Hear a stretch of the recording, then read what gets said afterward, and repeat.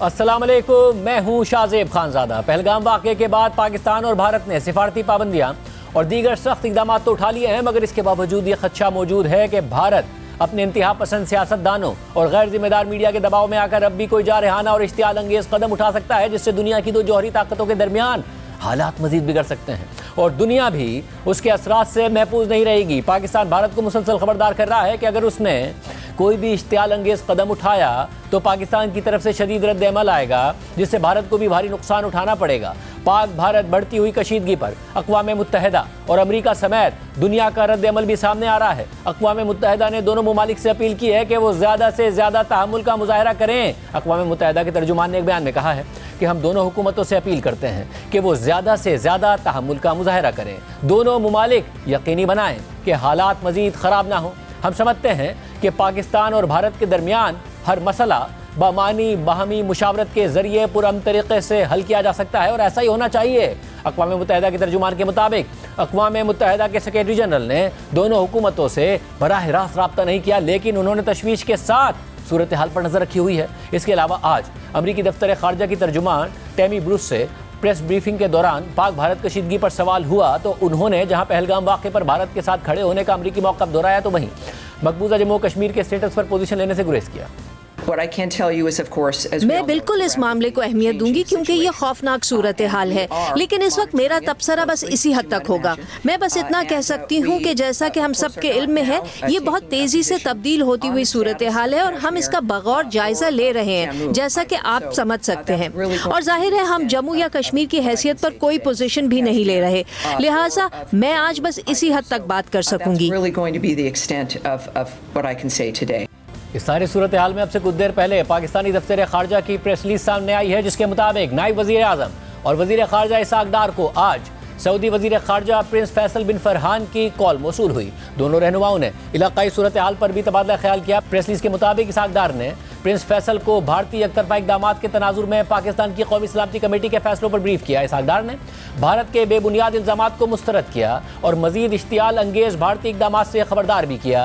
Press release के मुताबिक deputy वज़ीर आज़म ने किसी भी जारियत के खिलाफ पाकिस्तान के भरपूर रद्द अमल के अज़म का इयादा किया। दोनों रहनुमाओं ने खित्ते की बदलती हुई सूरत हाल पर मुशावरत और राब्ते जारी रखने पर इत्तफाक किया। दुनिया की नज़रें पाक भारत कशीदगी पर मरकूज़ हैं और पाकिस्तान दुनिया को बावर करा रहा है कि दुनिया की दो जौहरी क़ुव्वतें आमने सामने आईं तो दुनिया भी उसके असरात से महफूज नहीं रहेगी। वज़ीर दिफा ख्वाजा आसिफ ने स्काई न्यूज़ और अल जज़ीरा को दिए गए इंटरव्यूज़ में कहा है कि दुनिया को दो जौहरी मुल्कों में कशीदगी पर फिक्रमंद होना चाहिए। तसादुम के तबाहकुन नताइज बरामद होंगे। अमरीकी सदर और बैनुल अक़वामी क़ुव्वतें पाक भारत कशीदगी में कमी के लिए किरदार अदा करें। इसके अलावा पाकिस्तान की सेनेट ने भी पहलगाम वाक़े पर भारतीय इल्ज़ामात को मुस्तरद कर दिया है और सेनेट से मुत्तफ़िक़ा तौर पर मंजूर की गई करारदाद में भी सख्त मौक़िफ़ अपनाया गया है। साथ ही पाकिस्तान पहलगाम वाक़े को मोदी सरकार का फॉल्स फ्लैग ऑपरेशन भी करार दे रहा है, लेकिन भारत पाकिस्तान पर बगैर कोई सबूत सामने लाए इल्ज़ामात लगाने से पीछे नहीं हट रहा है और मुसलसल हमलावरों का पाकिस्तान से ताल्लुक जोड़ने की कोशिशें कर रहा है, जिससे कशीदगी बढ़ती जा रही है। इन हालात में आज भारतीय आर्मी चीफ ने श्रीनगर का दौरा किया है।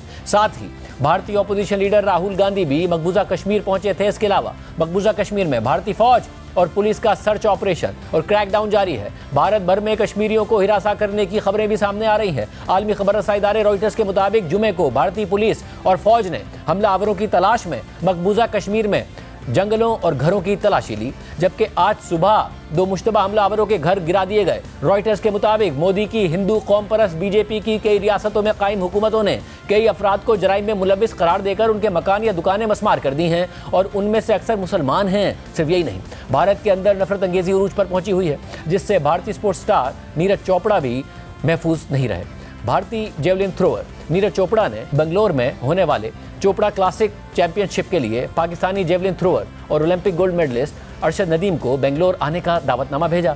इस दावत पर भारतीय मीडिया में नीरज चोपड़ा को शदीद तनकीद का सामना करना पड़ा, जिसके बाद नीरज चोपड़ा को वजाहत करना पड़ी कि उन्होंने पहलगाम वाक़े से बहुत पहले अरशद नदीम को एक एथलीट की हैसियत से मदऊ किया था, जिसको मीडिया में उछाला जा रहा है। जियो न्यूज़ के मुताबिक 22 मई से शुरू होने वाली चैंपियनशिप में Olympic gold medallist Arshad Nadeem Neeraj Chopra की दावत पर पहले ही भारत आने से मदद कर चुके थे। इसके अलावा लाइन ऑफ कंट्रोल पर क्रॉस बॉर्डर फायरिंग की खबर भी सामने आई है। गार्डियन की रिपोर्ट के मुताबिक जुमेरात को पाकिस्तान और भारत के फौजियों के दरमियान लाइन ऑफ कंट्रोल पर गुज़िश्ता रात फायरिंग का तबादला हुआ है। आज़ाद कश्मीर के एक सीनियर सरकारी एहलकार ने बताया कि लीपा वादी में रात को पोस्ट टू पोस्ट फायरिंग हुई है, ताहम सिविलियन आबादी पर फायरिंग नहीं की गई। हालात मामूल के मुताबिक चल रहे हैं और स्कूल्स भी खुले हुए हैं। गार्डियन के मुताबिक भारतीय फौज ने भी तस्दीक कर दी है और दावा किया है कि छोटे हथियार से महदूद पैमाने पर फायरिंग हुई थी। इस पूरे मंजरनामे और कशीदा सूरत हाल के तनाजुर में जहां भारत और पाकिस्तान ने एक दूसरे के खिलाफ कई सिफारती इकदाम उठाए हैं, तो वहीं दो बड़े इकदाम भी उठाए गए हैं जिनके बारे में दोनों मुमालिक में तशवीश पाई जाती है। दोनों के असरात और माजी पर तफसील से बात करेंगे।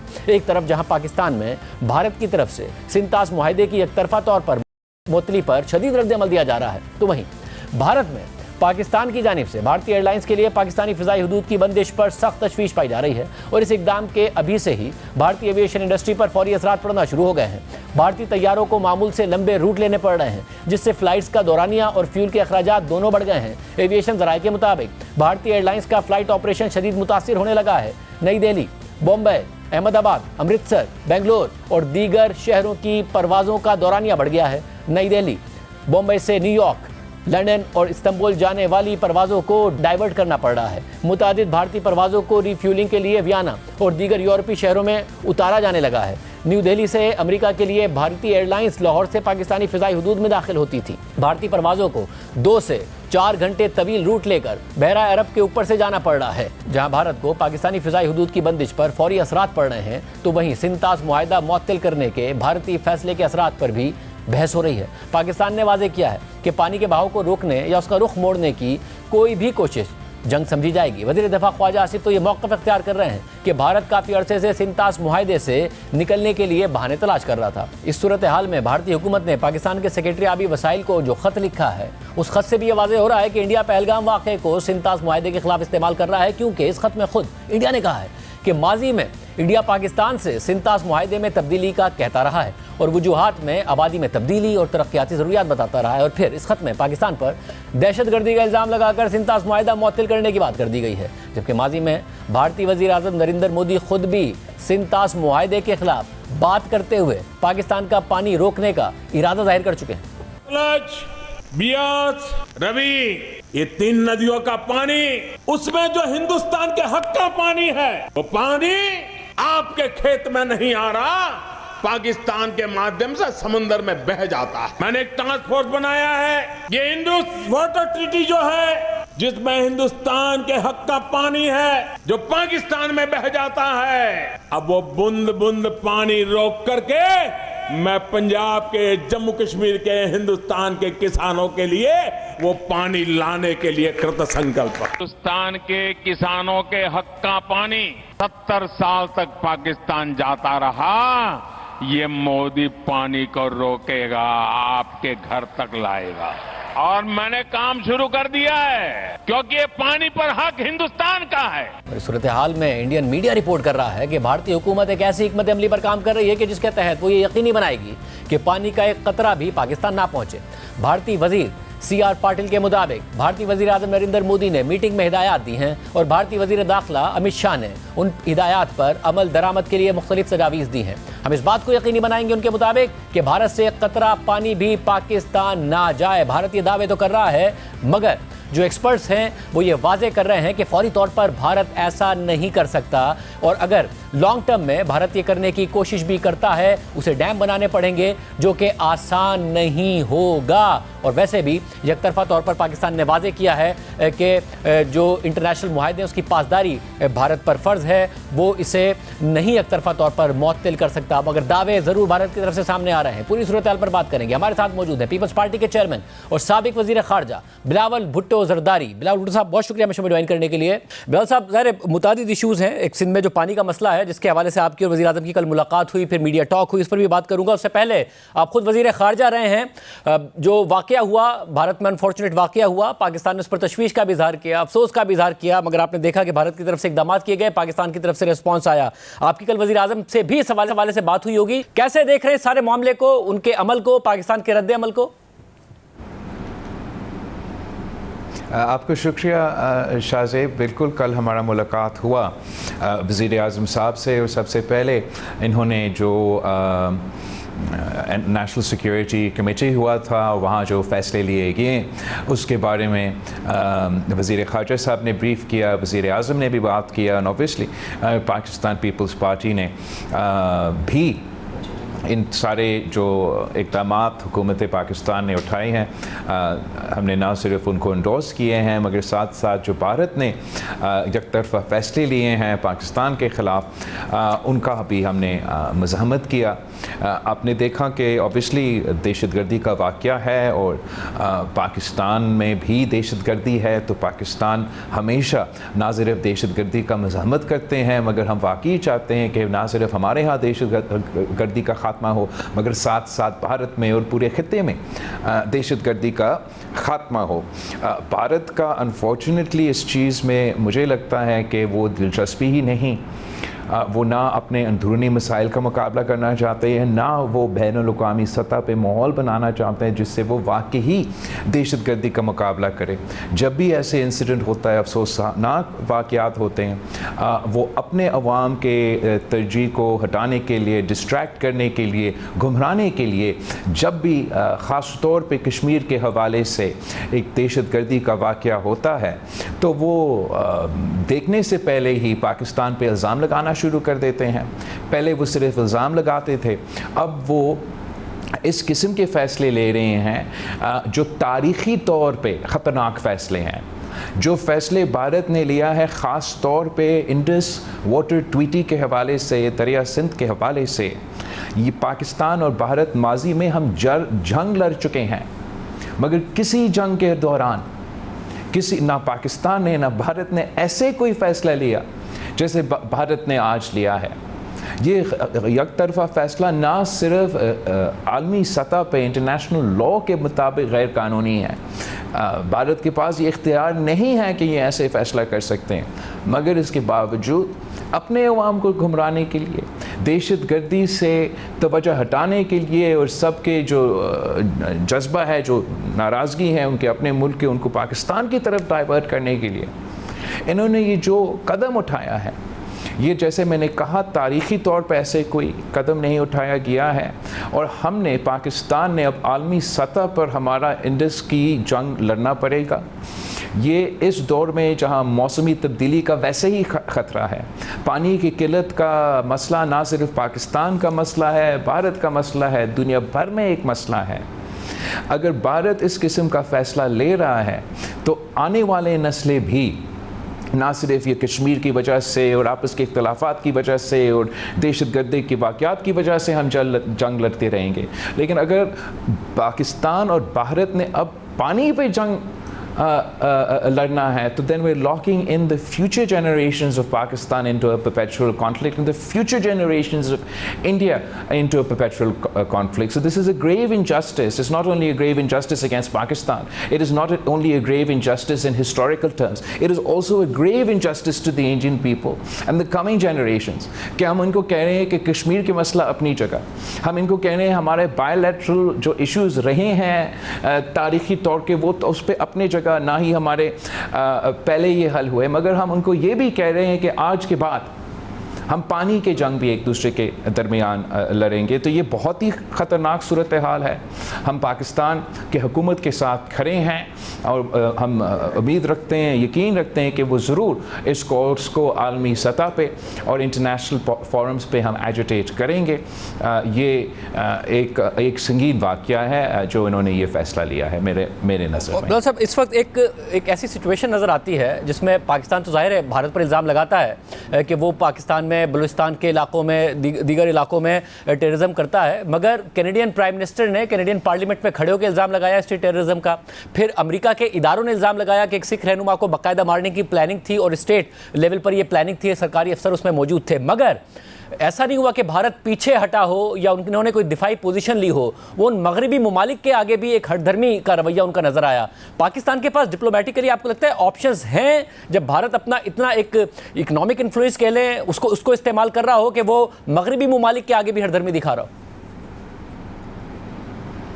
मगरबी ममालिक की अपने जियो पोलिटिकल इंटरेस्ट हैं हमारे खित्ते में, और मेरा ख्याल में उस कॉन्टेक्स्ट में वो भी अपने फ़ैसले लेते हैं। But you are absolutely right कि Bharat is setting an example for itself, not only in the age old Pakistan India dispute, जहाँ वो मुसलमान का इल्ज़ाम लगा के पाकिस्तान को बुरा भला कह के इन चीज़ों को छुपा सकते हैं, मगर जैसे ही आप कह रहे हैं वेस्टर्न ममालिक में भी, कनाडा जैसे ममालिक भारत में इस किस्म के इल्ज़ाम लगा रहे हैं। हमें ये कंसेंसस पे इस नतीजा में पहुंचना पड़ेगा, जो कि हमने शर्म अल शेख में इस तरफ दोनों हुकूमतें ने इशारा किया कि हम नहीं चाहते हैं कि हमारा future generations are held hostage by non state actors.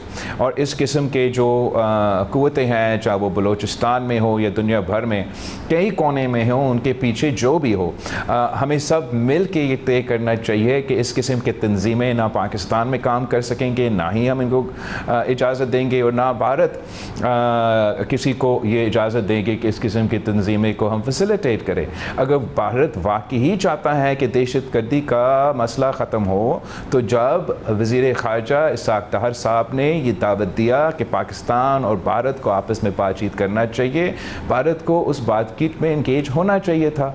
अगर भले अब भारत का ये पॉइंट को एक सेकंड के लिए हम, अगर वो वाकई समझते हैं कि पाकिस्तान का कोई इन्वॉल्वमेंट है, तो आए बात करें, उनको कहे, हमें बताएं कि कैसे हमारा इन्वॉल्वमेंट है। आप हमें बताएं कि पाकिस्तान का कौन सा शहर से ये बंदा उठ के उधर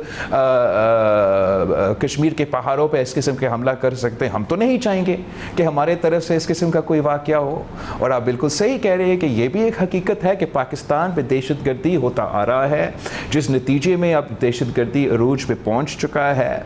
हमें भी नज़र आता है कि जाफ़र एक्सप्रेस का जब वाक़या हो तो भारत की हुकूमत की तरफ से जब मज़ाहमत नहीं होता है, तो लोगों पे ये शक पड़ता है कि अगर भारत मज़ाहमत नहीं कर रहा, क्या इसका मतलब है कि वो कमेंट कर रहे हैं इस किस्म के इंसिडेंट्स को।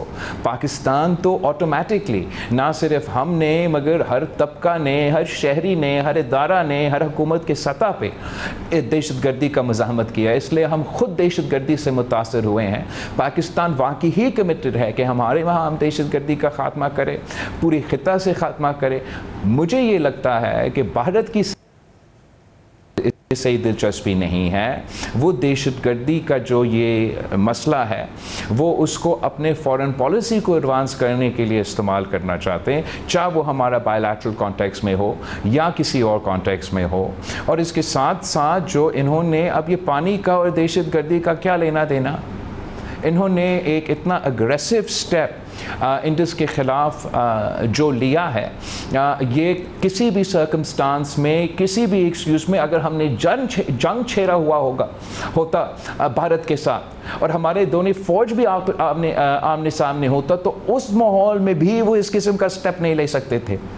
तो मैं समझता हूँ कि ये जो स्टेप है ये आलमी सतह पे अनपॉपुलर होगा, इंटरनेशनल कम्युनिटी में भी अनपॉपुलर होगा, मगर भारत में भी भारत के अवाम इस किस्म का जुल्म अपने हुकूमत की तरफ से इंशाअल्लाह ताला बर्दाश्त नहीं करेंगे। सब एक तब्दीली ज़ाहिर नज़र आती है, जब पहली दफ़ा नरेंद्र मोदी वज़ीर आज़म बने उसके बाद भी कुछ वाक़यात हुए, तो पाकिस्तान का और इंडिया का कोऑपरेशन भी हुआ है वाक़यात के हवाले से। जब पाकिस्तान पर इल्ज़ाम लगाया गया, सेकंड टेन्योर के बाद एक जो रवैया है, आप क्योंकि खुद फॉरेन मिनिस्टर रहे हैं, मैं आपकी राय जानना चाहूँगा, क्या ताल्लुकात बेहतरी में क्या रुकावट है? क्या कोई रवैये में तब्दीली है भारत की तरफ से कि यहाँ से ताल्लुकात बेहतर की कोई उम्मीद ही ना रखी जाए? क्या आपने ऑब्जर्व किया बतौर फॉरेन मिनिस्टर? शाहज़िब, जहाँ तक भारत का और ख़ास तौर पे नरेंद्र मोदी का हुकूमत की सवाल है, आई थिंक ये गलत फहमी था पाकिस्तान के मुआशरे में भी, दुनिया भर में, मगर पाकिस्तान में भी, कि इनके जीतने, पहली दफ़ा जब वो जीता तो ये उम्मीद था कि इसलिए कि ये राइटस है और वो उनके पास ये पॉलिटिकल स्पेस है कि शायद हम मिल के हालात को बेहतर कर सकते थे।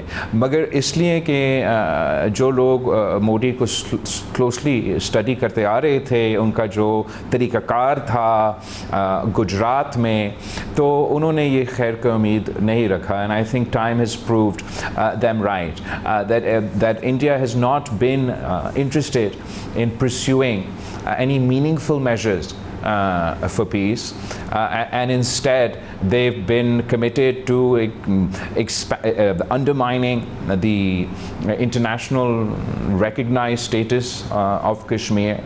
They understand that with the domestic unrest that there is by the average citizen Kashmir, जब इन्होंने ये आर्टिकल्स वापस लिए थे और अपने आइन में तरमीम लेकर आए थे, तो इट वाजंट दहशतगर्दों के ख़िलाफ़ इन्होंने एक्शन नहीं लिया. इन्होंने वहाँ के अवाम जो सरापा एहतजाज थे, उनके सियासी क़यादत, उनके ख़िलाफ़ एक्शन लिया.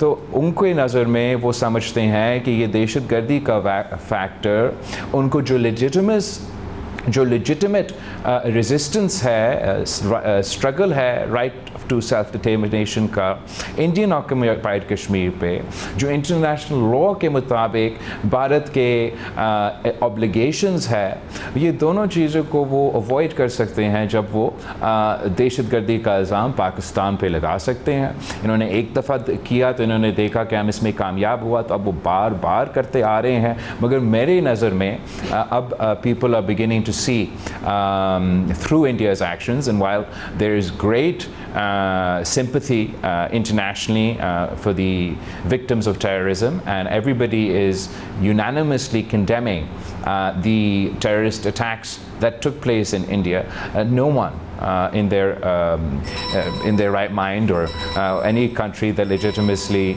supports international law, none of them will support such an action as to undermine the Indus Water Treaty, weaponize water at a time when the entire planet is facing the threat of climate change. जहाँ तक पानी की बात है, ज़ाहिर पाकिस्तान में भी एक मसला खड़ा हुआ. पीपल्स पार्टी भी एहतजाज कर रही थी और सिंध में दीगर जमातें एहतजाज कर रही थी, रास्ते बंद थे. आपने कल वज़ीर आज़म के साथ अनाउंसमेंट की कि कोई भी बगैर कंसेंसस के नहीं बनेगा और CCI का अगला इजलास जुम्मे को होगा जिसमें ये फैसला होगा. मगर उसके बावजूद एहतजाज जारी है, ज़ाहिर लोग परेशान हैं, ट्रैफिक बंद है, और वो कह रहे हैं कि पहले मनसूखी का नोटिफिकेशन जारी होगा, उसके बाद ही धरना ख़त्म होगा. तो कल जो कंसेंसस है वो किस बात पर हुआ है एग्जैक्टली, कि ये जुम्मे के इजलास में ये नोटिफिकेशन हो जाएगा कि मनसूख कर रहे हैं, और कंसेंसस की जब तक नहीं होगा तब तक नहीं बनेगी, क्या होगा? थैंक यू शाह साहब. बिल्कुल, पाकिस्तान का वफाकी हुकूमत ने एक बहुत ही मुनासिब फ़ैसला लिया, और कल जब हम वज़ीर आज़म साहब से मिले, इन्होंने ना सिर्फ पाकिस्तान पीपल्स पार्टी के जो एतराज़ात थे, जो इश्यूज़ थे इस मंसूबे के हवाले से, उन हमारे एतराज़ात को सुने, मगर उन तमाम एतराज़ात को दूर करने के लिए वो जॉइंट जो अलामिया पाकिस्तान पीपल्स पार्टी और नून लीग ने कल रिलीज़ किया, और वज़ीर आज़म के प्रेस कॉन्फ्रेंस से एक दो चीज़ें वाज़ेह हुए हैं जो मैं रिपीट करना चाहूँगा. सबसे पहले कि without mutual consent within the council of a common interest, no new canal will be built. No new canal will be built on the Indus River without consensus amongst the provinces. The 1991 Water Accord and the 2018 Water Policy was reiterated at the basis of water sharing agreements amongst the provinces in the country. It was also agreed कि चारों सूबों से नुमाइंदगी लेके जो पाकिस्तान के water scarcity के हवाले से, ज़राअत के हवाले से, और एक किस्म का मौसमी तब्दीली के हवाले से जो मसले हैं, और उनके जो शॉर्ट, मीडियम और लॉन्ग टर्म उनका जो हल है, उस पर भी हम सियासी तौर पे और टेक्निकल तौर पे मशवरा करके उनके हल निकालने की कोशिश करेंगे. और ये भी तय हुआ कि ये जो सब हमने आपस में एग्री किया है कि no new canals on the Indus etcetera, ये सारी चीज़ें पाकिस्तान पीपल्स पार्टी और नून लीग ने तय किया कि हम इस एग्रीमेंट को CCI के इजलास में लेके जाएंगे. CCI के इजलास में, जहां पाकिस्तान पीपल्स पार्टी और नून लीग मिल के हमारे पास अक्सरियती तादाद है, वहाँ हम ये पॉलिसी जो हमने आपस में तय किया था उसको हम इंडोर्स करेंगे। एंड जो प्रपोजल्स या सिंध की तरफ जो वज़ीर आला सिंध ने अपने तरफ से जो एतराज़ात इस मंसूबे के और उसके पानी के एलोकेशन के हवाले से डाले थे काउंसिल ऑफ कॉमन इंटरेस्ट में, और जो हम महीनों से एहतजाज करते आ रहे हैं कि ये काउंसिल ऑफ कॉमन मीटिंग एक काउंसिल ऑफ कॉमन इंटरेस्ट का इजलास बुलाए ताकि हम इस इशू को उठा सकें। इस मीटिंग में इंशाअल्लाह ताला वो इशू उठाया जाएगा और फिर ये जो भी प्रपोज़ल होगा वो अपने मदर मिनिस्ट्री पे उनके अपना मिनिस्ट्री जहाँ से भी ये तजवीज़ आए हैं उन मिनिस्ट्रीज़ के वापस जाएंगे पेंडिंग कंसेंसस। तो इससे ज़्यादा वज़ीर आज़म साहब कर भी नहीं सकते थे, और उसने ये जो किया है मेरे ख़्याल में वफाक की खातिर, इंटर प्रोविंशियल हार्मनी की खातिर बहुत बड़ी बात है।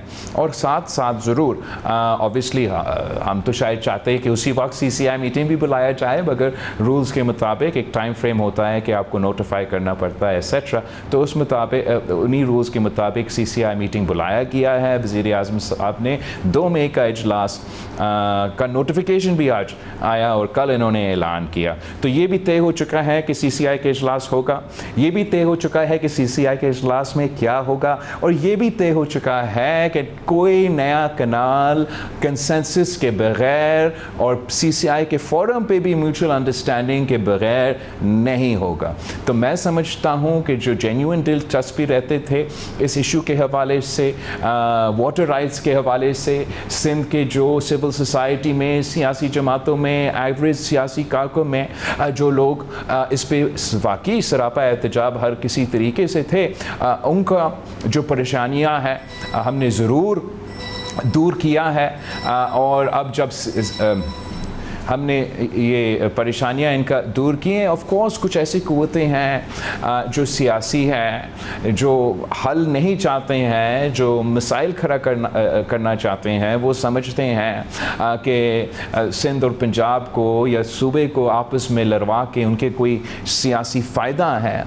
कुछ ऐसे लोग हैं जो कि उनका कोई वैसे तो दिलचस्पी नहीं है कि कनाल बन रहे हैं, बने क्या, शुरू हुए नहीं हुआ, उनका सिर्फ ये, तो वो नेगेटिव फोर्सेस है। इंशाअल्लाह ताला हम उनको भी सियासी तौर पे जवाब देंगे। जो पॉजिटिव फोर्सेस है उनसे हम इंगेज करके कन्विंस करेंगे कि अब ये जो बड़ा कदम है वो उठाया गया है और हमें अब अपना एनर्जीज़ एंड अपना रिसोर्सेज एक नया ख़तरा की तरफ फोकस करना चाहिए, जो कि भारत ने उसी इंडस को ख़तरा में डाला है। और अब हर पाकिस्तानी को अपने आवाज़ उठाना चाहिए और अपने हुकूमत के साथ, पाकिस्तान के साथ खड़ा होना चाहिए इस मुश्किल वक्त में। पाकिस्तान पीपल्स पार्टी भी ये कर रही है और मैं उम्मीद रखता हूँ कि जो भी मुहिब वतन सियासी जमातें हैं, जो भी मुहिब वतन सिविल सोसाइटी के नुमाइंदे हैं, वो भी ये करेंगे। जिनके अंदर किसी भी वजह से कोई शक रहा तो May 2 is not too far away. इंशाल्लाह ताला CCI के इजलास होगा और जैसे ही ये जो वादे किए गए हैं उस पर अमल दरामद होगा। किसी के पास बहाना भी नहीं रहेगा कि ऐसा एहतजाज हो। मैं समझता हूँ ये जीत हुआ है। हमारा जितना भी टूटी फूटी और कमज़ोर जमहूरी निज़ाम है, हमारा पार्लिमानी इंफ्रास्ट्रक्चर है, कि हमारा सिस्टम के थ्रू ही ये आवाज़ सुना गया है और इंशाअल्लाह ताला इसका हल भी निकाला जाएगा। और जो अदाद-ओ-शुमार आपने देखे हैं, हमेशा मुस्बत सियासत में यकीन रखते। वैसे जो अदाद-ओ-शुमार आपने देखे हैं उसके बाद क्या इस बात की गुंजाइश है कि मुस्तकबिल में कंसेंसस हो जाए? क्योंकि अब कंसेंसस के तहत ही ये बन सकती हैं। आपके ख्याल में कंसेंसस हो ही नहीं पाएगा क्योंकि अदाद-ओ-शुमार जो स्टैट्स हैं वो इस बात को सपोर्ट ही नहीं करते कि ये नहरें निकल सकें? इस वक्त मौजूदा हालात में ज़रूर कंसेंसस नहीं है, मगर इस कंसेंसस ना होने की वजह से जो लोग एतराज़ करते हैं, जिनका फ़िक्र है कि ये कैनाल्स बनेंगे, उनका कोई मनफी नतीजा होगा, उनका ये फ़िक्र अब नहीं रहना चाहिए, उनको ये ख़र्चात नहीं रहना चाहिए। जहाँ तक आगे जाके क्या कंसेंसस बन सकता है वो सिर्फ तब पता चलेगा जब कंसेंसस बनाने के लिए जो कमेटीज़ बनाए गए हैं वो बैठेंगे और आपस में बात करेंगे। इस बात पे तो कोई शक नहीं है कि हम सब चाहते हैं कि पाकिस्तान का मुआशी तरक्की हो। ख़ास तौर पे पाकिस्तान पीपल्स पार्टी जहाँ तक ज़राई शोबे के हवाले से हम हमेशा से इस शोबे पे फोकस करते हैं और हम समझते हैं कि बहुत ज़रूरी है कि आजकल के हालात में कि हम अपना मुआशी तौर पे ज़राई शोबे को ताकतवर करें। पाकिस्तान पीपल्स पार्टी के तरीक़ेकार कुछ फ़र्क होगा कि हम कैसे मईशत को बेहतर करें, कैसे ज़राई शोबे को बेहतर करें। मुस्लिम लीग में कोई दूसरा नुक्ते नज़र होगा। कंसेंसस की ये खूबसूरती है कि जब आप आपस में मिल बैठ के अपने राय शेयर करते हैं, जब वो कंसेंसस बनता है हर किसी का सोच मिला के, तो ज़्यादातर वो बेहतरीन हल होता है किसी कोई मसाइल के लिए। तो मेरा नहीं ख्याल कि चाहे वो ज़राई शोबे से जो हमारे ख्वाहिशात है उस पर कंसेंसस बनाना सियासत की एक हिस्सा है। जमीरे जमातों की एक ज़िम्मेदारी है। एक तरफ़े फ़ैसले जमहूरी निज़ाम में, वफाकी निज़ाम में नहीं चलते। जब इतने सारे डिस्परेट लोग होते हैं, उनका कंसेंसस बनाने के लिए बातचीत होता है, सियासी तौर पे इंगेज किया जाता है और इज्तिमाई फ़ैसला है, वो इज्तिमाई फ़ैसला लिया जाता है, उस पर अमल दरामद होता। जब वो इज्तिमाई फ़ैसले पे अमल दरामद होता है तो उनका कामयाबी का चांसेस ज़्यादा होते हैं। जब एक तरफ़े फ़ैसले अवाम की मर्ज़ी के बग़ैर उन पर सौंपे जाते तो ना वो मनसूबा कामयाब हो सकते हैं, ना वो हमारे वफाक के लिए अच्छा होता है। तो इसलिए मैं एक बार फिर वज़ीर आज़म साहब की दूरअंदेशी को, उनका ये सही फ़ैसला को वेलकम करता हूँ। मेरा ख़्याल में तारीख़ी तौर पे ये वज़ीर आज़म का ये फ़ैसला कि ये देखा कि पाकिस्तान के अवाम सरापा एहतजाज थे, उनका एतराज़ात थे, तो उन्होंने ये फ़ैसला लिया कि इस वक्त हम कोई ऐसा मंसूबा, कोई ऐसा कनाल नहीं बनाएंगे जब तक कंसेंसस नहीं होता। बहुत शुक्रिया chairman Peoples Party Bilawal Bhutto Zardari साहब की गुफ्तगू आपने सुनी। भारत के हवाले से जो वाक़यात हुए हैं, जो इक़दामात उठाए गए उन हवाले से, और इसके अलावा जो कैनाल मनसूबा है उसके हवाले से जो फ़ैसला वज़ीर आज़म के साथ हुआ। प्रोग्राम में एक ब्रेक शामिल करते हैं, मज़ीद आपके सामने हक़ाइक़ रखेंगे एक ब्रेक के बाद।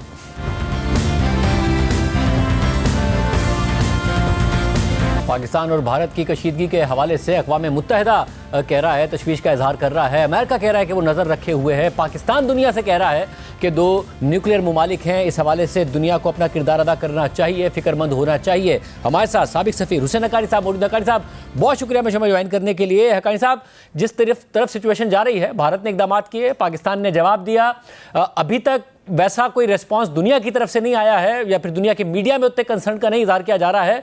आपके ख्याल में सिचुएशन हाथ से बाहर हो सकती है दोनों ममालिक के और दुनिया की? शाहज़ेब खानज़ादा साहब, पहली बात तो यह है कि जो पहलगाम में हुआ वो एक जालिमाना इक़दाम था, दहशतगर्दी का इक़दाम था।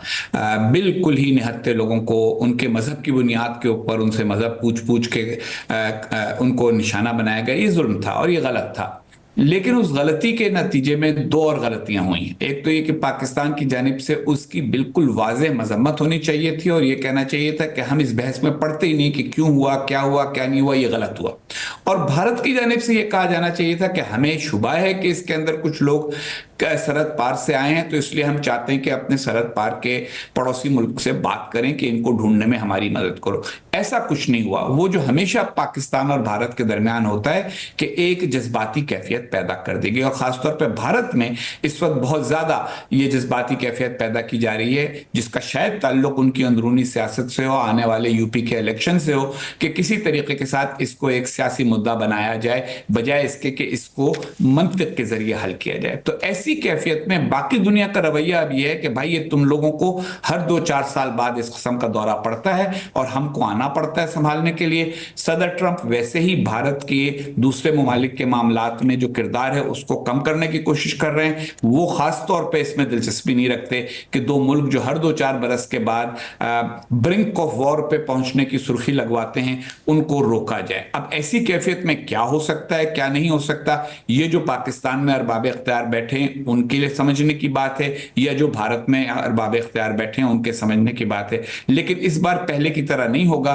कि अमेरिका का सदर दोनों को फोन करेगा और कहेगा भाई ठंडे हो जाओ, मामलात को ठीक करो, कोई शटल डिप्लोमेसी होगी। ऐसा होता मुझे नजर नहीं आ रहा, और अगर होगा तो किसी तीसरे फरीक को ढूंढना पड़ेगा, वो मिडिल पावर, तुर्की, सऊदी अरब, मुत्तहिदा अरब अमारात, इस किस्म के किसी फरीक को ढूंढना होगा जिसके दोनों से अच्छे ताल्लुकात हैं, जो दोनों को जरा ठंडा करे और इस बात पे आमादा करे कि भाई तुम पड़ोसी हो, पड़ोसी ऊंची आवाज में भी बोलता है तो दूसरे को उसकी आवाज आती है, क्यों इस किस्म की हैजानी कैफियत में अपने आप को मुब्तला करते हो। मतलब और तो वो किरदार, क्योंकि ज़ाहिर है ये दोस्त ममालिक हैं पाकिस्तान के, चाहे मुत्तहिदा अरब अमारात हो, सऊदी अरब हो, आपने टर्की का जिक्र किया, और भारत का भी, क्योंकि उनके साथ बहुत ज़्यादा तिजारती ताल्लुक है। अभी तो नरेंद्र मोदी थे भी सऊदी अरब के दौरे पर।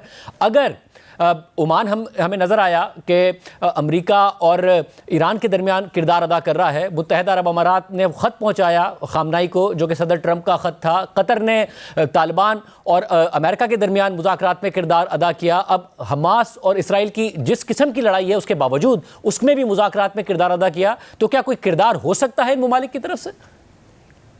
देखिए, किरदार उसी सूरत में होगा जब दोनों मुल्कों को कबूल हो। ये याद रखिए कि कोई किसी दो मुल्कों के दरमियान मुज़ाकरात कराने में किरदार उस वक्त तक अदा नहीं करता जब तक उसके सफारतकार ये अंदाज़ा ना लगा लें कि दोनों तरफ उनकी बात सुनी जाएगी। कोई नाकाम डिप्लोमेसी नहीं करना चाहता।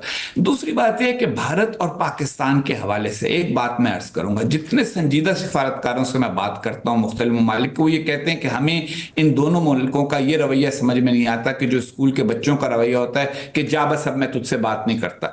ये क्या मामला है? आप लोग पड़ोसी हो, और अभी भी दोनों के सिफारत खाने मौजूद हैं, चाहे लोअर लेवल के ऊपर मौजूद हैं, लेकिन ये जब तक पाकिस्तान और भारत के शोर मचाने वाले सिर्फ इसको हिंदू मुस्लिम लड़ाई बनाते रहेंगे, जब तक इस किस्म की बातें करते रहेंगे कि हम तुम्हारे टुकड़े करके दिखा देंगे, दूसरा ये कहेगा कि हम तुम लोग कौन हो, इस किस्म की, और सोशल मीडिया ने इसको बहुत ज्यादा बढ़ा दिया है, तो तब तक संजीदा डिप्लोमेसी नहीं होगी। दोनों मुल्कों को संजीदा डिप्लोमेसी की जरूरत है, खा किसी और की मदद से हो, खा बराह रास्त।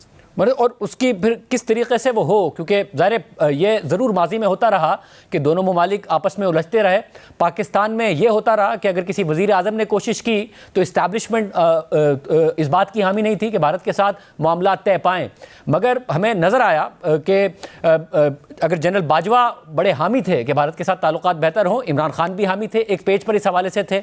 अभी भी मौजूदा अस्करी क़यादत और जो सिविलियन क़यादत है वो इस बात की हामी है कि ताल्लुकात बेहतर हों, तो उसके बावजूद नहीं हो पा रहे हैं, या भारत की तरफ से भी ये शिकायत की जाती है कि रिस्पॉन्स नहीं आ रहा है, तो कैसे आगे बढ़ा जाए?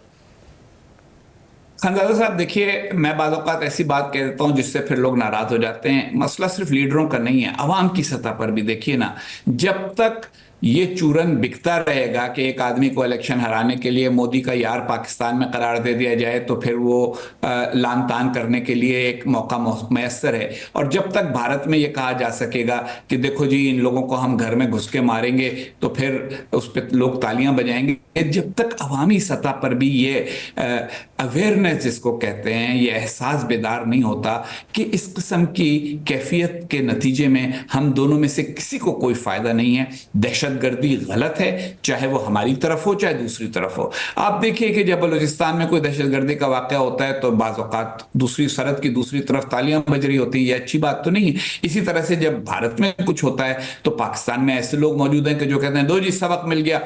क्या सबक किसी को मिल रहा है? 1 अरब से ज्यादा लोगों की आबादी के 2 मुल्क हैं, दोनों परेशानियों में मुब्तला रहते हैं और हर थोड़े अरसे के बाद इस हैजानी कैफियत में मुब्तला होते हैं। इसका क्या हासिल? मतलब अब मौजूदा सूरत हाल में जो इंडस वाटर ट्रीटी है, सिंतास मुआहदा, उसको एकतरफा तौर पर मुअत्तल किया है। फिलहाल तो ज़ाहिर फौरी तौर पर कुछ नहीं कर सकता इंडिया, मगर अगर लॉन्ग टर्म में वो कुछ प्रोजेक्ट्स बनाने जाता है तो ज़ाहिर पाकिस्तान मुतासिर हो सकता है। बट पाकिस्तान ये कह रहा है कि यूनिलैटरली हो ही नहीं सकता, दुनिया की इसमें गारंटीज़ मौजूद है, वर्ल्ड बैंक की इसमें गारंटीज़ मौजूद हैं।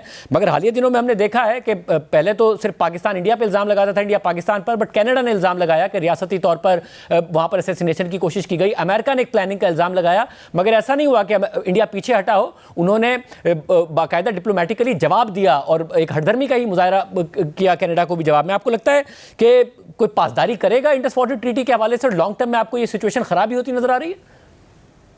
देखिए, ये जो हरदर्मी होती है ना, इसमें लॉ ऑफ डिमिनिशिंग रिटर्न्स होता है, यानी जो हासिल है वो कम होता जाता है वक्त के साथ। आपको याद होगा एक वक्त था कि पाकिस्तान बहुत हटधर्मी करता था, हम कहते थे हमारा तो कोई ताल्लुक नहीं है, कौन सा लश्कर तैयबा, कौन सा जैश मोहम्मद, कौन सी हरकतुल मुजाहिदीन, इनका वजूद ही नहीं है। फिर बिलाखिर हमने तस्लीम करना शुरू किया कि ये मौजूद है, उनके लोगों को पकड़ना शुरू किया।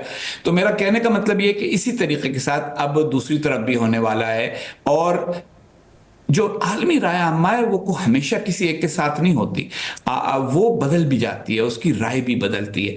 तो इस वक्त एक कैफियत तो है कि जिसके अंदर लोग दोनों तरफ से परेशान हैं, पाकिस्तान से इस बात पर कि ये अब तक मामला खत्म क्यों नहीं हुआ, इतने बरस हो गए, कब तक ये कहते रहोगे कि जी वो जब सोवियत यूनियन के खिलाफ मुकाबले के लिए जिहाद शुरू किया था तो ये अभी तक उसका शाना चल रहा है। कुछ 40 बरस हो गए हैं, एक पूरी नई नस्ल तैयार हो गई है, इस नई नस्ल को क्यों तुम जिहाद से नहीं रोकते, जिहादी इंतहा पसंदी से नहीं रोकते।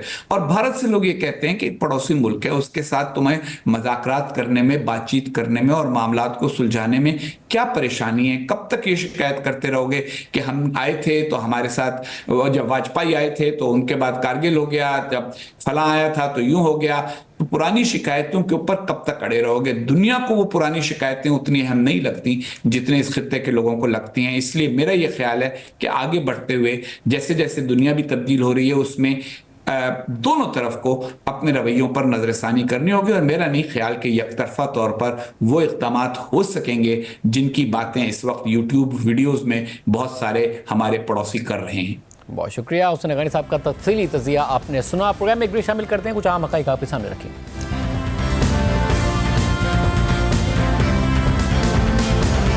इस वक्त सबसे बड़ा सवाल यह है कि भारत की तरफ से सिंतास मुआहदा यकतरफा मुअत्तल करने का इक़दाम कितना हकीकी है और उसके क्या असरात हो सकते हैं। हसन एफ खान की रिपोर्ट के मुताबिक सबसे बड़ा सवाल यह है कि क्या इंडिया फौरी तौर पर पाकिस्तान को आने वाला पानी रोक सकता है। तो इस सवाल का मुख्तसर जवाब है कि नहीं, इंडिया फौरी तौर पर ऐसा नहीं कर सकता। हाई फ्लो सीजन में इंडिया कोई ऐसा इकदाम नहीं उठा सकता जिसके तहत पाकिस्तान में आने वाले पानी में कोई बड़ी कमी हो सके। इंडस, झेलम और चनाब बहुत बड़े दरिया हैं। मई से सितंबर के दरमियान जब पहाड़ों में बर्फ पिघलती है तो इन दरियाओं में अरबों क्यूसेक मीटर पानी आता है। इंडिया ने इन दरियाओं पर बगलिहार और किशनगंगा डैम और दीगर इंफ्रास्ट्रक्चर जरूर बनाया है, मगर इनमें से किसी में भी इतनी बड़ी मिकदार में पानी रोकने की सलाहियत नहीं है। ये दरिया के बहाव पर बनाए गए बिजली पैदा करने के हाइड्रो पावर प्रोजेक्ट्स हैं जिनमें पानी जखीरा करने की बहुत महदूद सलाहियत है। अगर इंडिया अपने तमाम मौजूदा डैम्स के जरिए कोऑर्डिनेशन के साथ पानी रिलीज करे तो भी वो ज्यादा से ज्यादा ये कर सकता है कि पानी के बहाव का वक्त जरा सा शिफ्ट हो जाएगा। मगर ज्यादा अहम बात यह है कि ड्राई सीजन में क्या होगा कि जब पानी का बहाव कम होता है और पानी के फ्लो की टाइमिंग और स्टोरेज दोनों ही अहम हो जाते हैं। ये वो नुक्ता है कि जिस पर सिंतास मुआहदे की अदम मौजूदगी मसाइल को जन्म दे सकती है, मगर मीडियम टू लॉन्ग टर्म में ये एक पेचीदा मंजरनामा जाहिर करता है। अगर इंडिया सिंतास मुआहदे की खिलाफवर्जी शुरू कर दे और 3 दरियाओं पर इंफ्रास्ट्रक्चर बनाना शुरू कर दे तो उसके पास पाकिस्तान को आने वाले पानी की टाइमिंग और फ्लो को कंट्रोल करने की ज़्यादा सलाहियत पैदा हो जाएगी। मगर ये रास्ता भी कोई फौरी और आसान रास्ता नहीं होगा। कोई भी बड़ा डैम या डाइवर्जन प्रोजेक्ट बनाने में सालों लग जाएंगे और मकबूजा कश्मीर में मुश्किल से ऐसे मकामात मौजूद हैं कि जहाँ पर इंडिया पानी जखीरा करने के लिए बड़े डैम बना सके। और ये काम करना ना सिर्फ ज्योग्राफिकली चैलेंजिंग होगा बल्कि बहुत महंगा होने के साथ साथ इस काम में बहुत ज़्यादा सियासी खतरात शामिल होंगे। पाकिस्तान का ये देरीना मौक़िफ़ रहा है कि इंडिया ने अगर मगरबी दरियाओं पर कोई भी बड़ा डैम बनाने की कोशिश की तो पाकिस्तान इसे ऐलान जंग तसव्वुर करेगा। और आजकल सैटेलाइट के दौर में इंडिया छुपकर तो इतने बड़े प्रोजेक्ट्स बना नहीं सकता, इसलिए उसे सियासी और मिलिट्री मज़ाहमत का सामना करना पड़ेगा। इसके अलावा भी मसाइल मौजूद हैं, जिनमें से एक मसला यह है कि अगर इंडिया चनाब और झेलम जैसे दरियाओं का पानी रोकने की कोशिश करेगा तो खुद उसके अपस्ट्रीम रीजन में सैलाब का खतरा पैदा हो जाएगा। और अगर इंडिया इंडस बेसिन के पानी का रुख अपने इलाकों की तरफ मोड़ना चाहेगा तो इसके लिए बहुत बड़े इंफ्रास्ट्रक्चर और एनर्जी कॉस्ट की जरूरत होगी, जिसकी कोई मंतक नजर नहीं आती। इस सब के अलावा ऐसा करने से इंडिया के लिए खतरा यह भी है कि वो खुद डाउनस्ट्रीम राइपेरियन है, क्योंकि उसके ब्रह्मपुत्रा और दीगर दरिया चीन से शुरू होते हैं। और अगर इंडिया एकतरफा तौर पर सिंतास मुआहदा मुअत्तल करेगा तो एक ऐसी रिवायत को जन्म देगा जो आने वाले दिनों में चीन उसके खिलाफ इस्तेमाल कर सकता है। यही वजह है कि इंडिया की तरफ से सिंतास मुआहदे की खिलाफ वर्जी खतरात से खाली नहीं होगी और आइंदा किसी भी बैनुल अक़वामी मुआहदे के लिए मुज़ाकरात में इंडिया की साख को नुकसान पहुंचाएगी। हसन एफ खान के मुताबिक इन तमाम बातों के बावजूद सिंतास मुआहदे का तहफ़्फ़ुज़ ना होना मसाइल को जन्म देगा, इसलिए नहीं क्योंकि पानी का बहाव कल रुक जाएगा बल्कि इसलिए क्योंकि इस मुआहदे के तहत जो सिस्टम बनाया गया था वो एक यकीनी सूरत हाल का मुतकाजी है। सिंध, झेलम और चनाब का पानी हमारी ज़राअत, शहरों और एनर्जी सिस्टम के लिए रीढ़ की हड्डी की हैसियत रखता है। हमारे पास इन दरियाओं के पानी का कोई मुतबादिल नहीं है। पाकिस्तान का नहरी निज़ाम दुनिया के सबसे बड़े नहरी निज़ामों में से एक है और ये निज़ाम इस बात पर कायम है कि इन तीनों दरियाओं से पानी के बहाव की सूरत हाल मुख्तलिफ फसलों के हिसाब के मुताबिक होगी। किसान फसलों की काश्त इस बहाव के मुताबिक प्लान करते हैं। नहरों का शेड्यूल भी दहाइयों से इसी बुनियाद पर बनाया गया है। अगर ये सिलसिला मुतासिर होता है तो पूरा वाटर सिस्टम मुतासिर हो जाएगा और अगर पाकिस्तान के तरबेला, मंगला और दीगर डैम्स के पानी के फ्लो को मुतासिर किया जाता है तो इससे बिजली की पैदावारी सलाहियत पर भी फर्क पड़ेगा। आर्टिकल के मुताबिक इंडिया का हालिया ऐलान अचानक नहीं हुआ बल्कि गुज़िश्ता एक दहाई में इस हवाले से तनाव बढ़ता रहा है। 2013 में आलमी सालिसी अदालत ने पाकिस्तान के हक में फैसला दिया और इंडिया को इस बात का पाबंद किया कि वो किशन गंगा प्रोजेक्ट में पानी जखीरा करने की सलाहियत महदूद रखेगा और डाउन स्ट्रीम फ्लोज जारी रखेगा। मगर 2016 में उड़ी हमलों के बाद इंडिया ने मामूल के मुताबिक ताउन करने से इनकार कर दिया। डैम प्रोजेक्ट पर तेजी से काम शुरू कर दिया और पानी को अपनी सिक्योरिटी बयानिए से जोड़ दिया। ताहम फिर भी इंडिया ने कहा कि सिंध-तास मुआहदे पर कायम रहेगा। मगर 2023 में यह सूरत हाल भी उस वक्त बदल गई जब इंडिया ने सिंध-तास मुआहदे में तब्दीली के लिए मुज़ाकरात का मुतालबा कर दिया और इसकी वजह माहौलियाती तब्दीली और अपनी तरक्याती ज़रूरियात बताई। ताहम मुआहदे के ही तहत इस मुआहदे में कोई भी तब्दीली या मुज़ाकरात दोनों ममालिक के इत्तफाक से ही मुमकिन थे और पाकिस्तान ने ऐसे किसी भी मुज़ाकरात से इनकार कर दिया और इसके बाद दोनों ममालिक कानूनी हिकमत अमली के जरिए एक दूसरे के आमने सामने रहे। और अब इंडिया की तरफ से यह ऐलान कि वह सिंध-तास मुआहदे को मुअत्तिल कर रहा है, ऐसा 1960 के बाद पहली दफ़ा हुआ है। यानी इंडिया मुसलसल कोशिशें कर रहा था कि सिंध-तास मुआहदे को रीनिगोशिएट किया जाए और अब पहलगाम हमले को बुनियाद बनाकर वो इसे मुअत्तिल कर रहा है। यकतरफा तौर पर पाकिस्तान के ऐसे चैलेंज किया जाएगा। आज के प्रोग्राम में इतना ही। अल्लाह हाफ़िज़।